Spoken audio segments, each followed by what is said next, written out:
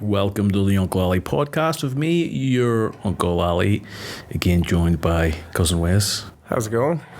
Good. I'm not going to drink alcohol today, Wes. I'm going to drink a Monster or an energy drink. May or may not be a Monster. It's like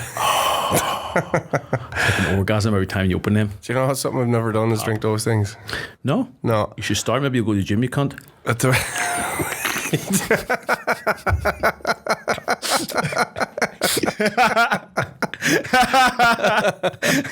Welcome to the podcast.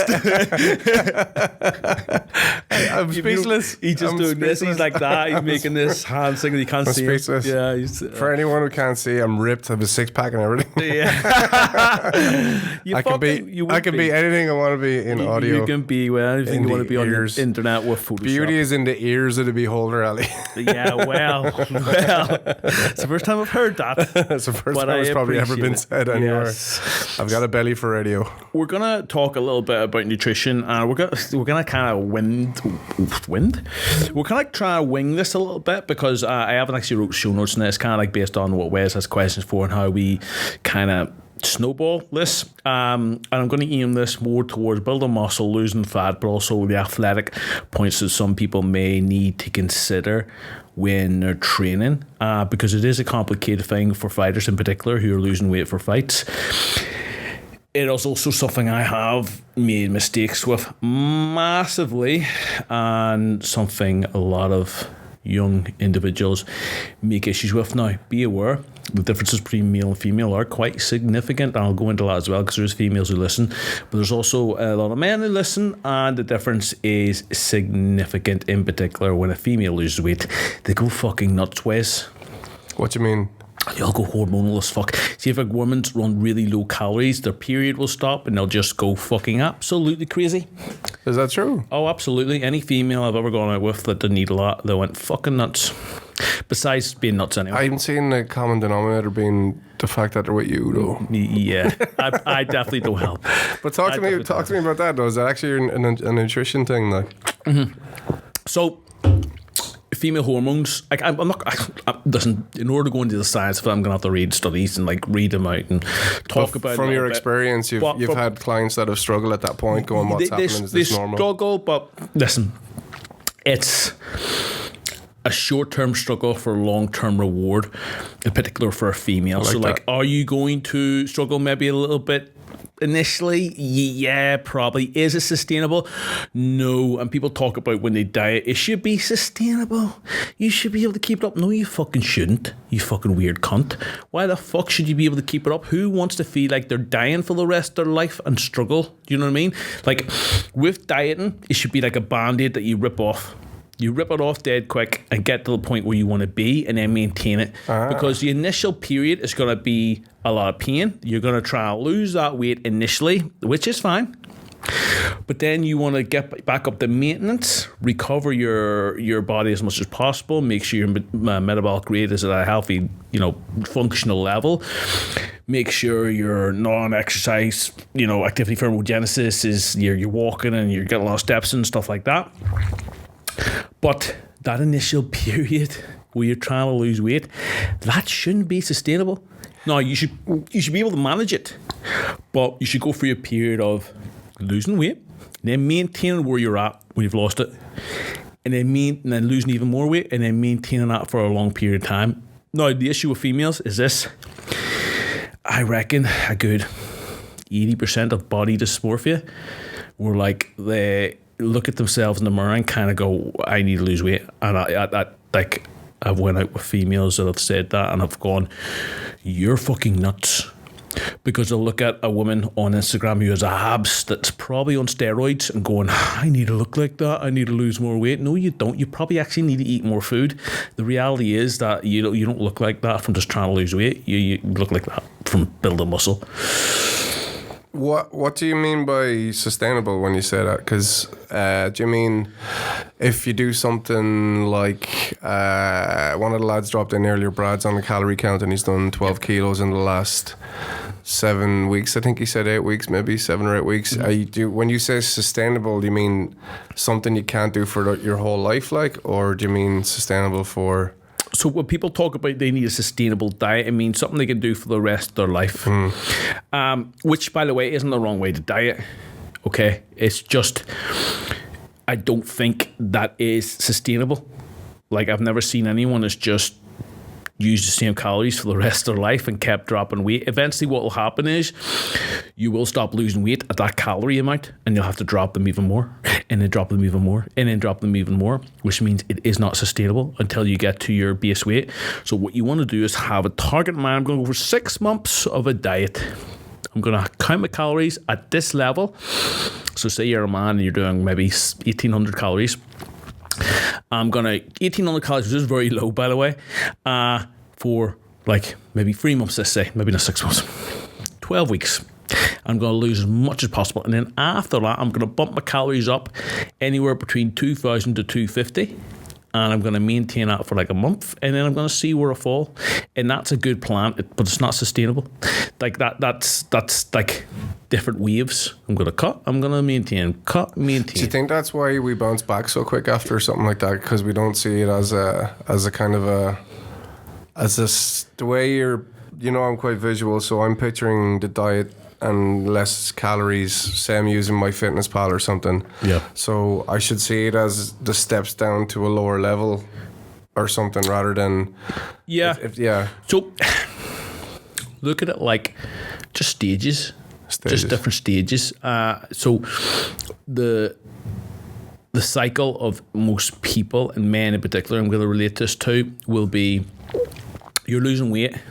Then you're going to maintain that weight you've lost to. Then you're going to lose more weight and maintain that until you get to a point where you have maybe visual abs. There's a little bit of something there. Because I think something you were saying when Brad dropped in earlier, it's almost like, right, you've done that, all those many, and it's brilliant he's done so many kilos in 8 weeks, it's 12 kilos, but now you're already on, I think he's doing something mad like 12,000. He's only on 1,200, 1,200, sorry. 1,200 calories. That's me. 12,000, that's me. So he's on, and to me that's dangerously low, I think. Yes, and then you used the phrase earlier that I want to kind of talk about in this podcast as well. But is Brad's mindset better off being that's very low already, now add exercise or something? That's Brad's in the mindset of just losing weight and thinking that's going to be the answer. True calories and food. Yeah, like the thing is with trying to lose weight, it's particular for a man, it's less about weight. Even females, to be honest, females are getting into this as well, because they look at the scale and kind of go, oh my god, I haven't lost any weight, when that might look better.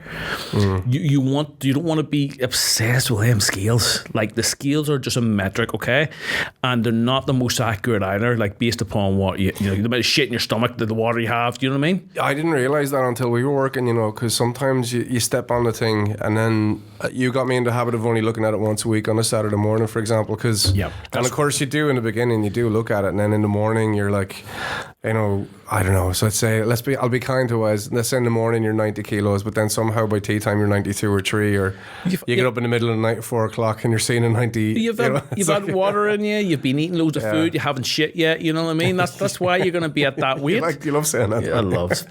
It's real. Do you know what I mean? I love just saying real words that people don't like saying.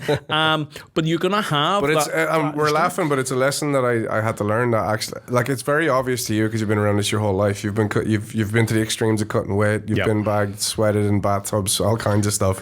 I did not know that until 2 years ago working with you, that your weight will fluctuate massively during the day. And what really surprised me is how much of an emotional trigger, either negatively or positively, that number gave me in a day, which was 100%. Really interesting. And then here's the problem with that as well. So, number one, to dive into it, you can weigh yourself once a week, but some people recommend weighing yourself every day and get the week average. So you do 7 days, and then you just work out the average of the 7 days, and then that's your weight. That's a good way to approach it. Okay, I don't like that because it gets people in the mindset of being focused on their weight every day, and they do not need that. I think you look at your weight one day, you kind of go, oh, half an idea, and then over the space of a month, you should have lost weight over the space of a month. Okay, I prefer that approach. What was the other thing you said at the end there? We were talking about the. Have we both lost our memories in this podcast? There was two things. One, I didn't mention the other thing I wanted to talk about with Brad because you used the term, it was skinny fat or something. Skinny fat, right, okay. So the problem with where Brad's at now with 1,200 calories. Yeah, should he add exercise yet? Well, he's not including exercise and he's eating 1,200 calories, which is if a female wanted to look like, like just a fitness model or just like skinny, like, okay, great. That's what great. But what's skinny fat then? I don't understand. Skinny fat is just where you're losing fat, but you're also losing muscle. So you end up looking the same, just smaller. Okay. You know what I mean? So you're just looking like... I'm trying to think of an example. Like, you look like rubber. Do you know what I mean? You're just going to look like a rubbery man. There's no shape. There's nothing there. There's no chest, no arms. I've still got the fat. Well, it has to be something there. There's no muscle. You're not going to be just bone. What do you want to be? Just bone. There's still going to be some sort of tissue there. So then you become skinny fat, which is awful. No man should want to look like that. Now, 1,200 calories is way too little. Yeah. That's for a man, especially Brad's not a small guy. And he's quite tallish, isn't he? He's not small. So what he should be doing, and for anyone listening to that, you don't want to be on that amount of calories, especially if you're a fighter. Jesus Christ, sort your fucking head out, okay? What would a fighter on? Give me an idea numbers wise. What should a fighter be eating? Because you guys would be training. It depends on the calories and the weight of the fighter, okay? So to give an individual approach, you need to work that out. But like everyone's going to be different. Like what I eat is going to be different than you, okay? And so it should be. We're different bodies. But rough guidelines, if I was going to work with everyone tries working out people's calories straight off the bat, and that's not the approach to take. Here's how the approach to take it is. Number one, work out what weight you are in pounds. Okay, really easy, and just eat a gram per pound of body weight. That is so fucking easy. It's unbelievable. Say that again. Say that again. So work out what your weight is in pounds. Yeah, and eat a gram of protein per each pound of body weight. So what you're prioritize so let's say I'm talking about my food day. Yep. Prioritize protein and do the calculations what you just said. Every meal, so split that up over the amount of meals you have per day. So say you eat 4 times per day, which I would recommend a minimum of 4. Really? Yeah, I would recommend a minimum of 4 because it's going to space you out throughout the day. You're always going to have something to look forward to and something to eat. Some people like intermittent fasting. The problem with intermittent fasting, it is linked to binge eating in certain people and certain populations in the evening. Fair. So you don't eat anything and you go, oh fuck me, I get to eat now, and then your hunger hormone, which is ghrelin, kicks in, you kind of go, ooh, I need more food. And you start craving sugar. Help me out with this one then. So let's say I did the same amount of calories, but I only ate twice a day. I said, right, I'm going to skip breakfast because I want to trim down. I'm only going to eat at lunchtime and tea time. Okay. What's the difference of eating 4 times than what I just said there? Because a lot of people probably do that odd thing of skipping breakfast thinking they're doing themselves a favour, but get the same amount of calories. Yeah, I mean, if you're eating the same amount of calories, it makes no fucking difference. Really? Okay. However, if you're trying to build muscle, I would argue that having the protein during the day would be advantageous. Now, by the way, I think there is studies that point against that, and Leighton Norton is the guy to go to with that. I think there's meta-analysis that show otherwise. However, in my experience, I would be much more comfortable feeding someone throughout the day, and that's not based upon science, by the way. That's based upon me looking at the top performers of the industry. If I look at a bodybuilder, he eats regularly. If I look at an athlete, he eats regularly. None of them intermittent fast. I want them to recover. That makes sense? It does, and it's not like I've messed up for the last year for this on purpose as a piece of research, but I can tell you that this year that I've just done with the normal amount of everyday carbs and stuff versus the protein heavy year before that, is night and day. Absolutely night and day. I'm napping in the afternoons. I'm knackered at night time. I'm knackered waking up. It's like I'm hungover, man. I haven't drank for 3 months. And that's the thing. So obviously that's the protein element included, right? Okay, that's great. We've got the protein, but you have to have the calories in as well, don't you? Well, the year that I was doing your protein diet to get all that stuff, I was trim and fit as well as losing the weight. I had so much energy. I swear, like the energy it's completely different than what I have right now. Well, that's because you were on my training plan. By the way, I'm opening doors for one-to-one coaching. I'll put up a picture of me when we did it. I'll throw it in. But no, and seriously for a second, like you want to work out your calories in, and listen, people overanalyze what calories should I be on? Should it be the right number? Like the reality with calories is like there's no right number initially. Okay, I can give you an equation. Okay, I can give you I think it's called the Benedict Harris formula or something like that. There's loads of fucking ways to work out your calories. Don't fucking worry about that shit. Listen, if you want to lose weight, get your protein right. Get your protein right. Yeah, get your weight in pounds and multiply it by, let's say, 10. Okay, so say I'm 190 pounds, I'm going to eat 1,900 calories. Easy, fucking just do it. Give it a go. See if it works. Okay, or just give yourself a round number of 2,000 calories. If you're trying to lose weight, or 2,500, give yourself a baseline of calories. Just fucking track it, and that's the next step. Making sure you're aware of what's going in your fucking body. Okay, so if we track what's going in our body, then we're gonna be more self-aware. I don't even need to fucking watch my diet to start with. If I just start tracking, I'm automatically gonna eat less because I'll be like, I don't want to eat that because I'm gonna look like a fat cunt when I put it in my fucking MyFitnessPal. Make sense? I couldn't believe when I started tracking working with you. When you're learning, obviously you're starting to put in stuff and your diet isn't drastically changed yet. I couldn't believe, because you start counting everything and you start being aware, and then you stick in a slice of pizza and you're like, holy moly. You know, the numbers, like you're in triple digits going, what? You know, you're sticking in things like broccoli or chicken and it's barely registering, and then you put one slice of pizza and going, wow. And I would have been a person at that time that could no bother eat a large pizza or something. Do you know what I mean? You're going, what have I just done? Your whole day's calorie in one evening meal. You know what I mean? 100%. And that kind of learning is what really helps kind of focus and go, okay, if I'm confused about how I got to that size in the first place through lockdown, all those takeaways, all that deliveries, fry up in the morning, lunchtime, Asher, look, we're bored, we're locked in, let's get a takeaway, and it's, you know what I mean? It comes into the next point, by the way, Wes. You've got your calories, you've got your protein. Next step is food and prioritizing the right types of food. And now there is a reason why bodybuilders eat the same shit. And chicken, it ain't just chicken, fucking broccoli, sometimes white rice. Like, you want to prioritize food that will fill you up, fill your stomach up, but not be full of calories. Why? Because we want your stomach to be full, and this is one of the main things I did with you to make sure you were full. There was a phrase you used to use a lot with me. It was, what was it? High volume, low calorie. High volume, low calorie is what you want to go for. High volume, low calorie. You talk about salads. You're talking about your veg. Like, if you don't like, I don't like veg, fucking just learn to like it. Cook it in a way that'll enjoy it. Like, look at different recipes for how to cook veg, as long as it's not full of oils and stuff like that. Like, you've got to be aware of what else you put in it.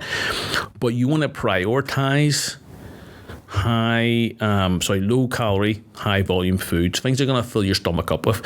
Like, for example, a simple fucking, like, if you're having white rice, if you're having a snack, right, and you're going to have rice, have a big bag of popcorn, because it's larger volume of food. Like, I wouldn't do that personally. But big salads and all that. Big salads. Hard to eat all that, isn't it? Just don't stick a load of feta cheese and oil in it. You know what I mean? But like a big massive salad with some balsamic vinaigrette. Like, sorry. That's a great segue into something else I learned with you, and it was you went mental at me one day. Don't be drinking calories. And you didn't just mean beer. You meant, in general, you know, it was salad. Like, I think I was using some salad dressing or something, and then, you know, a can of Coke or Fanta or something. You're like, don't be. I don't understand people drinking calories. That's the next point then. So obviously, as you say, avoid sugary drinks. Like, why would you waste calories? Like, this is sugar free. It's fucking fantastic. And are you okay with sugar free stuff? Because people get sugar. You get the old aspartame. Yes, no, have them. If you're trying to lose weight and you're not having sugar free drinks, you're doing yourself a disservice. Obviously, you're going to crave nice things that taste good because you haven't dieted before, or you've been enjoying yourself a little bit too much. So you want to kind of mitigate that a little bit with something that tastes really good and you enjoy. Okay, you don't want us to be, a suffering match. So by all means, have them, but try and limit the amount of calories you have with liquid. And that, by the way, I like giving clients protein shakes because it can be hard eating that amount of food. However, if you're struggling and you're struggling with, like, you're always hungry, even if I give you a diet, I will remove protein shakes and I'll make sure that's replaced with actual food, because a protein shake will not fill you. You're not going to be full from it. You're going to drink it and be like, okay, I got my protein, but now you're going to be hungry. So if you're trying to lose weight, like, don't be having protein shakes, especially the ready-made ones in the shop. Don't have them, but even the powders, because there is 4 calories per every gram of protein. So you're talking like you're still wasting calories on a protein shake. It's like, just have a chicken salad, go and fucking have another meal, go and replace it with something else. Now, don't get me wrong, there's a time and place for protein shakes, especially when dieting. They can be useful. Like if I give you some Greek yogurt and need a bit more protein, I'll get you to put a scoop of protein in it. Like it can be useful. But I'm just saying, if you're one of them people that has really fucking big hunger levels, which there is a lot of people, like not everyone's hunger levels are the same. Like there's some people's actual ghrelin hormone goes crazy and they're always hungry no matter even if they're full. And if you are one of them people, then you need to mitigate the amount of protein shakes you have, and you need to eat more whole foods. Make sense? It's a bit random, but what I'm thinking about is, you know, that advice for you dress for the activity you're doing. So even if you're out in the Arctic and you're chopping wood, you do take your top off. Do you know what I mean? So it's like, there's no point in going around drinking loads of protein shakes and you're not training your muscles, because that's... is there a down, like, would you just poop it out, like, or can you do too much protein in your diet if you're not training? Or no, you can still, no, protein, like, even if you didn't train, you had more protein, your life would benefit from it. Yeah, and it's real energy, isn't it? It's the good stuff. Like. Well, no, it's not even energy. It's used for healing everything, like even not just muscles, just like your organs working. You're like your eyes, your fucking heart, you know what I mean? Like your body will utilize it in some way, shape or form.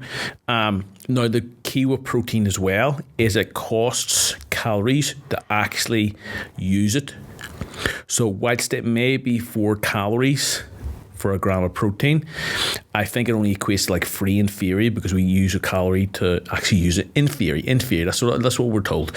And that's just something I've, recent studies that came out. There might be recent studies to say otherwise. Like I always have to put a disclaimer in there, because nutritional science changes on a week-to-week, day-to-day basis. So just be aware. But like you can, it's really hard to overeat protein. Really hard, and it's hard to get fat. If you only have protein, it'd be really hard for you to get fat. Like it just would. I've never seen it happen. Can it? In theory, yeah, possibly. Will it? Probably not. Give me your 3 off the top of your head. Give me your 3 absolute do foods and your 3 absolute don't foods. I will never say don't foods, because they're always. There's always a place for them, okay? So that's interesting. I'm not gonna. The problem with the diet industry is people vilify foods. There's not like that. The last podcast, I was drinking a fucking beer. Do you know what I mean? So like, I'd be hypocrite. Do you know what I mean? You're wearing a t-shirt and a beer. You're trying to be Wes. I know. Do you know what I mean? Trying to be you. No, but like, there's nothing bad with any food. So I'm not gonna. It's nice to hear that, man. No, I can't vilify. But here's what I will say: if you are overweight and you're trying to change your life, what I don't agree to is people having if it fits your macros diet. So if like there's obviously what does that mean, macros? Yeah, so if it fits your macros is protein, carbohydrates and fats, and some people believe as long as they are the right numbers and you've got the right amount of calories coming in your body, you can eat what you fuck you want. Now you will lose weight with that, but I am against that, and the reason why I say, like, the reason why I mention this, because you're saying, okay, well, the free food you shouldn't eat, and it's like, you should eat anything. However, there's a caveat in that. If you are massively overweight, and this is a goal of yours, then it's the good chance your problem isn't just what you put in your mouth, it's your mindset towards what you put in your mouth. It's the chances are you crave really tasty fucking foods, which tells me we need to kill that craving. And the only way you're going to do that is kind of limiting the food you want. And I don't mean that in a bad way. It's not like you're never going to have it again, but you have to kill that craving slightly. And that means prioritizing foods that you may not be naturally drawn to. As I say, like one of the keys is high volume, low calorie foods. And you're not going to get that from eating a Mackey's. You love a Mackey's, you love pizza, great, fantastic. But you fart and you're starving. Well, you have half a Mackey's and you're full, and half a Mackey's and like you're not full, but you've used all your calories for the day. And then the guilt comes. And so there's nothing to be guilty with it per se. Like you're going to get guilty, but like, listen, you can have it, but just understand you're going to be fucking starving the rest of the day, you stupid cunt.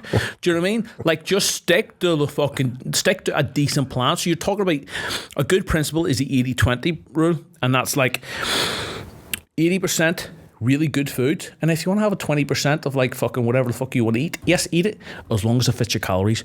But understand, you're going to be fucking hungry. Like, you're not going to be full after that food, and you're probably going to feel like shit, especially after a couple of weeks of dieting. Like, if oh, fuck me, like rough. So I diet. Nice. What's going on there? I don't know. It's like a disco. We'll stick to it, low. Keep it going. Keep her lit. Keep her lit, boys. Are we back? We're back. Yeah. We've got the light fixed now, Wes. It's like magic. Just cut. I swear we didn't stop the video and fix it. I had asked about the 3 do's and 3 don'ts, and I like your answer actually, because it's you're talking about vilifying foods and making it this big demon and this big enemy in your life. Because I don't want people doing right. So yes, prioritize healthy food.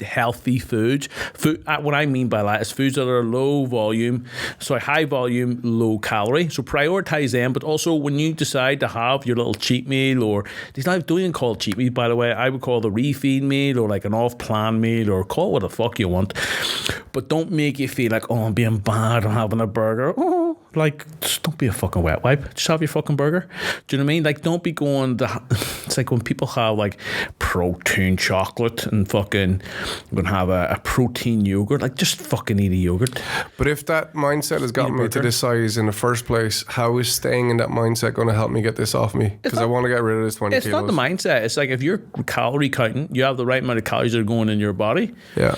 And you're staying on what you're doing 80% of the time, it just shows you that you're able to use restraint. Now, by the way, there's a caveat with that as well. A lot of caveats in this. So, if you're the type of person that's all or nothing, you might not be able to get away with that. That's me. Yeah, I'm like that. So I'm saying this for 99% of people. Most people are all right with this. But if you're one of the people that are like, listen, when I have one pack of biscuit, it turns into a packet. Like, I eat the packet, yeah. Yeah. I can't eat a couple scoops of Ben & Jerry's. It's the whole tub, or it's fucking, like, what am I, gonna start sucking dick now as well? Do you know what I mean? Like, what? Like, I'm eating the fucking tub. Do you know what I mean? You think I'm going to get banned now for saying that? Why did you just say that? What? Say what? What are you thinking about? Say what? Why does ice cream equal that? What happened? Well, sometimes.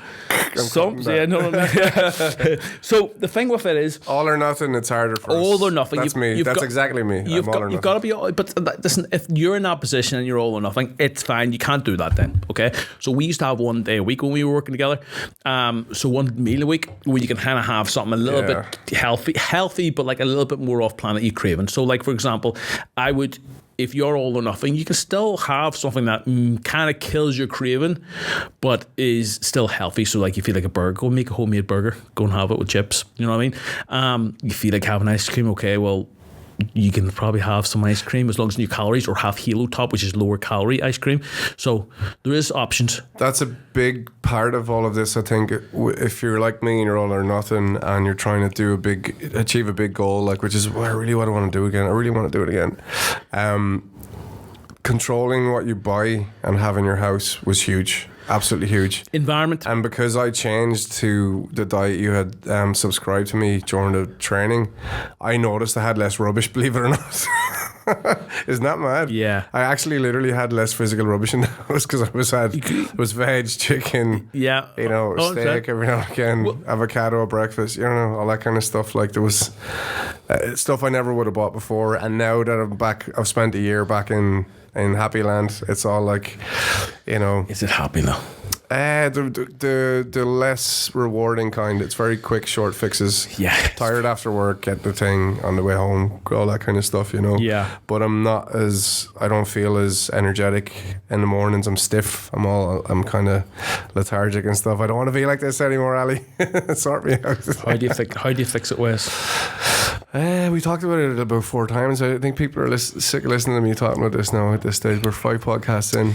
So, why am I not doing it? The way here's the reason. Do you want my honest opinion? Yeah, go on, please. Podcast? Go on. You were forced into a hole when you worked with me, and this is why clients get results. Listen, I charge money, but I charge up front, and I'm not going to dive into what I charge. Like, if you're interested in coaching, you can message me results on Instagram. But listen. I don't do month-to-month coaching with clients. I've done it, but it ends up being shitty results.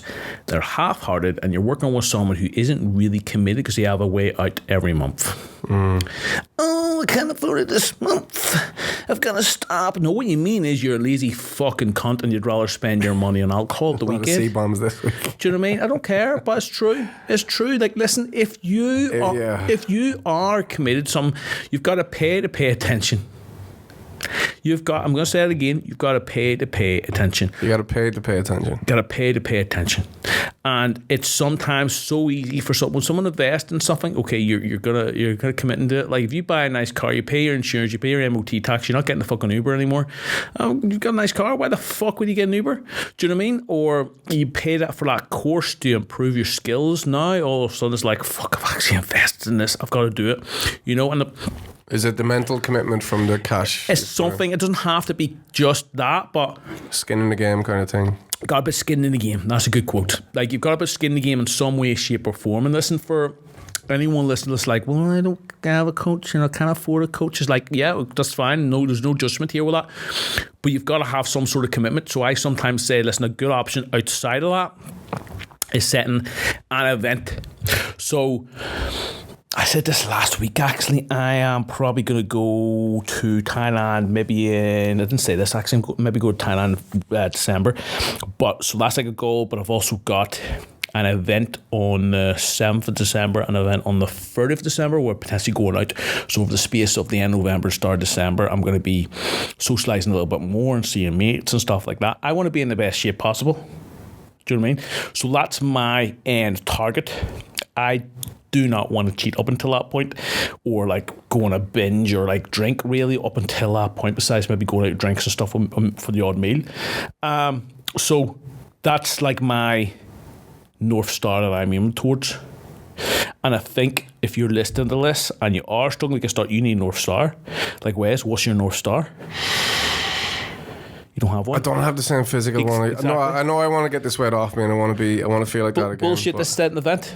Where's an event? Like, where can you go? What can you do? We go in that for that time frame. I see what you mean. Do you know what I mean? Like a time and a place. Because I thought we spoke about ritual on one of the podcasts, and I'm good at a time and place. But I want where you physically are going to be nearly half naked. Like my events, I'm not going to be half naked, but I'm going to be. I wear quite tight fitting clothes, so I want to be in good shape. Now, for you, it might be it's fucking, a lot of people can just book a photo shoot in 6 months and go like, oh, I'm going to do a photo shoot, I need to look great. But for you, it could be holiday, where like if you don't not cheap, you have to wear a t-shirt. Yeah, where do you go? That's your North Star. We're in the beginning of November. How much do you think I could do in 2 months, you reckon? Fucking loads. Depends how much you commit to it. How much did you do in the first time we worked together? Gee, I was insane. You just doing 10, 20, 10, 15 kilo maybe? Ish, 10, 12 That'd be kilo. amazing. Get back under the 100, like. Do you know what I mean? Like easily though. It's just about committing. But you've got to have that in your mind. Like, okay, this is your plan. So it's about writing it down. So have like a whiteboard is always great for plans. I love whiteboards. Okay. Bit autistic with that. Instead of whiteboard on your fridge, write down what are you doing each day and plan your day ahead of time. I'm going to have meal prep. I'm going to go to the gym at this time. I'm going to do this. You set your timer up early. You set your intention early in the day and you think about what you're going to do and plan it out. And then you execute it. And then at the end of the day, you review it. I just realised maybe that's because I've been blaming. There's a lot of different things that I've been blaming for why I kind of fell off the wagon a bit. But actually, it was the exact time we stopped working together as well. And I think the thing that I had with you is that there was accountability, but there was also a schedule of things in a week. And I'm good if there's things in my calendar, like I'll do it. Like the amount of stuff I've done today, because all the meetings I've done, it's a week's worth of meeting today. But if I had a calendar, a schedule of events from you, like, so I suppose if I'm going to get a handle on this on my own, I need to sit down and do that for myself on a Sunday for Monday, Wednesday, Thursday. Find that gap for the gym. I should just say I can send you a plan, like, to be honest, because I work with you still. But like the thing with it is, but you won't always be there, man, and that's the thing. I need to be able to try and find a way to get onto this myself. Like, and it's like you taught me loads. Like I know it. What's wrong with us as people, man? We know what to do, but we're not doing it. What is that? Like, I know exactly. I learned loads from you, like, and I know what to do. But why the hell am I not doing it? How many people in relationships have cheated, but they know it was wrong? Do you know what I mean? Like, it's just We all do shit that we know we shouldn't do, but we do it. Sometimes it's self-sabotage. Sometimes it's demon on our shoulders. Sometimes it's like we're all gonna fucking. I definitely self-sabotage. Yeah, of course we all do, and it's sometimes self-worth. It comes from your childhood. And there's a lot of psychology linked to that. Do you need to know all that psychology? Not really. Like, if you want to see a therapist, good for you. But like, there's habits you can do to overcome it. And you would think food would be a simple thing, though. It's just what I need to live. Like, how has it become this complicated thing? I'll tell you why. I'll tell you why. Alcohol is unacceptable to drink during the day. Yeah. Drugs, not easily accessible and cost money. Food, you can buy in any corner shop, anywhere you want, and it gets you a quick dopamine fix. It is the easiest drug you can get. That's why. Do you know what you reminded me of, man? There's an Irish comedian. I hope I think of his name before the end of the podcast, but he did a bit about nicotine, about humans being crazy because in a city like London, all the fruit and veg is outside the shop. Nobody's robbing it, but the fags are inside. The cigarettes are all locked up under lock and key behind 3 layers of cages and stuff. Yeah. But you can't. You know, the apples are fine. No one's robbing them. Like, no, there's no one else. It's the easiest accept. So you're saying because there's sugar and hidden calories and all that weird thing that they said fat was bad. I wouldn't say it's sugar. I'm not going to say it's sugar. I'm not going to say it's fat. I'm not going to say anything because they're all useful. Like, if I finish a workout, I want sugar in my system. Yeah, I remember. I don't give a fuck what it is. Cereal was on the plan. I have cereal after a workout sometimes, and people go, "Oh my god, that's not healthy." Well, I'm more jacked than you. Why is that? Like, what's that do? Because you want to replenish your glycogen level straight away after a workout. So what you use, your main source of energy is carbohydrates. As your body prioritizes it over anything. Even if you were keto and you had sugar, it would still prioritize that. Then eventually, like if you have enough, so your body prioritizes sugar, especially during a workout. And it is useful, and people vilify sugar still to this day. It's the fucking enemy. It's not the enemy.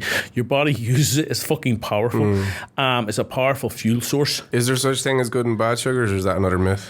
No, a myth. Sugar. The body uses it the same fucking way. It's not like, oh, that sugar's toxic, it's going to kill you. No, sugar is fucking sugar. It all converts to glycogen, glucose that turns into glycogen into the muscles, and as a fuel source, it all converts. Now listen, there might be other factors. May hurt your gut and your fucking may have stomach issues or something. Okay, maybe that's an individual basis, but for 99% of people, do they need to worry about what type of form of sugars come from? Not really, but what you do need to worry about where your sugar is coming from is it going to fill you? Like I said, low calorie, high dense foods. That's the main priority. Like you want to make sure it's low calorie and high volume. Number one, if you're trying to lose weight, if you're trying to gain muscle, then not.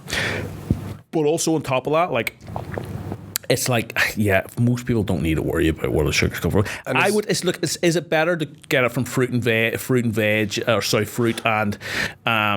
processed sugar versus natural? Unprocessed stuff. Yeah, absolutely. On top of that, it's probably better mentally because if I have a packet of sweets now, I'm going to crave sweets because it's sweets and it has that kind of taste. Like, oh my god, I'm going to eat sweets now. I have another packet. Like, if you're addictive like me, like you may get caught up in that psychologically. But for most, prioritize unprocessed by all means. But listen, I wouldn't fucking worry about it for most people. And another myth buster: is there such thing as good carbs and bad carbs, or is that just another thing out there in the magazines? That's a complicated question because yes and no again. Okay. So here's the thing: the bad carbs tend to have high levels of fat as well, and that's why they're bad carbs. Like, you have chips, it's probably got sunflower oil and it's fried, so you've got them extra calories from the fat. So now you've got carbohydrates and fat going in your body, and the calories are much more. Okay, are they bad? No, because if it's in your calories, then you'd be fine. And that's the number one thing. But again, all the trans fats and sunflower oil good for you? Well, probably not. But are you going to see a fucking difference right away? Not really. They're not going to make a massive difference to most people. I think people vilify that sort of thing, and they think it's like the fucking enemy. It's, you'll be all right. Calm down, you little snowflake. Just fucking get your calories right first. Don't worry about the sunflower oil. Like, you're fucking sniffing coke at the weekends. Just calm your fucking self down, son. You're right. Just count your calories first, all right?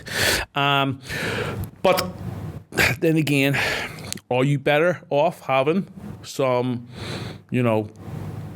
potatoes cooked in the air fryer with no water? Yeah, that's a better option than having some fried ones. So yes and no. Is there bad ones? Yeah. Is there good ones? Yeah. But it's like a packet of crisps or boiled rice, which is going to be better? You fucking tell me. Obviously, the fucking boiled rice. Do you know what I mean? It's going to fill you more. It's much better. Yeah. There's less chemicals involved. Like, obviously, it's better. But if your calories are equated for the same, if you're eating the same calories in both, does it fucking matter? Probably not. It'll just mean you're more full with the crisps, and therefore there's a better chance you're going to want to cheat in your diet later on down the line. There was 2 points that were kind of massive learning point, simple but massive at the same time as well, and it's a good thing to kind of finish off, I think, as we wrap up. And they're free and you can control them more than you think, but sleep and water were huge to my weight loss. I couldn't believe it. People don't realize how important sleep is. I speak about this very briefly. I used to work 7 days a week, 12 hours a day. Okay, night shift. I didn't get a lot of sleep, and I thought I was Superman. And you know, I did that for, I'd say, about a year and a half, maybe. I did it for quite a while, and it affected me badly. I was actually in a relationship at the time. I kind of ruined that as well, but more importantly, ruined my physique. I had to diet so much harder. It was so much harder to keep on track with my diet. I remember I used to finish work in the morning at 8 o'clock, and I used to go to a Tesco's down the road that did fresh croissants. Fresh almond croissants. I can smell it. Oh, yes. They were warm. Oh, they were warm. And I had like almond filling inside. I'll give you a hot chocolate with that. I had 6 every morning. 6? 6 of them. One wasn't enough, but then I'd buy cookies, I'd buy crisps, I'd buy chocolate, and I'd be like, oh my God, what have I just done? But then would you work out like a lunatic then? I'd train like a lunatic, but it wouldn't fucking make a difference, Wes. Really not? It wouldn't make a fucking difference. Like because of the lack of sleep. Do you think you could have ate those 6 almond slices if you slept well? I could have had them and my calories wouldn't have been as bad and I would have craved them. If I slept, I wouldn't have craved them in the first place. I would have never had them. If I slept, I wouldn't have had them. Not in a million fucking years. It was, my cravings were all over the place. I never have cravings like that. I just don't get them. I don't get them till this day. I do not get cravings like that. However, every fucking morning I get cravings like that. Now, obviously, there's a little bit more to it than that. I'm probably just a fucking nutcase. But my point is, even when I did diet then, okay, so I did that, but I stayed off them. I stayed away from the croissants for a little bit. My fat loss, I could see a difference. And there's studies to show this, okay? And I'm not going to repeat the study because I'm going to butcher it, but pretty much paraphrasing here. But the body loses like 50% less fat when you sleep under, like, I think it's on like 5 hours or under 8 hours, something like that. Like your body, you can Google the study, okay, sleep study on fat loss. But it significantly reduces the amount of fat you can lose. I lived through it. I can attest to that. I lived through it. It was amazing. It's bad, but if you fucking prioritize your sleep, oh my fucking God. And listen, lots of people talk about sleep, right? But they don't actually give any actual fucking evidence of it. I'm telling you from a personal standpoint, I don't talk about anything that, I don't really give a fuck about studies, okay? I do, it's a good basis, but if I haven't experienced it myself, I won't really talk about it because I don't feel like, I don't come from a position of having a PhD in this sort of thing, okay? I'm just a PT who's done it for a long fucking time. I like talking from a position if I can actually show you what has happened with me and the experiences. See, I coach MMA. I coach MMA because I've made mistakes and I'm teaching you how to fix it. Now, the thing with that is, I seen such a fucking difference in my physique when I started sleeping after the night shift stuff. It changed overnight. Like literally, I'm not joking, literally overnight. And even back then, when I'd work for like a month and I'd take like maybe a week off, oh my God, it was like a new person. And not even just from my physique, just my personality, just how I acted, just me as a person was so much better. I was so much happier. Like, listen, if you're listening to this podcast and the only thing you can get from this is sleep better, fucking prioritize your sleep. And the rules with that, by the way, Wes, just to dive into that, listen, number 1, get a sleep routine. Don't fucking stay up to 3 a.m, you stupid fucking cunt. Okay? So go to sleep before midnight, ideally. And ideally, I would say, in my head, between 10 o'clock, 9, 10 o'clock. Okay? That's early. Yes. Get yourself time to settle down. Read a fucking book. If you don't read a book, just read one. I don't give a fuck if you don't like reading. Just read it. You'll fall asleep.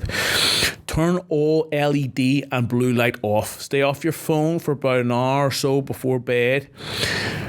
read a book, turn all the lights off, make sure you've got blackout blinds, make sure it's quiet. If you have that in place, you'll be solid. Make sure you drink water during the day so you're not like trying to keep up with the water at night time and then waking up pissing. Okay, that's another little point.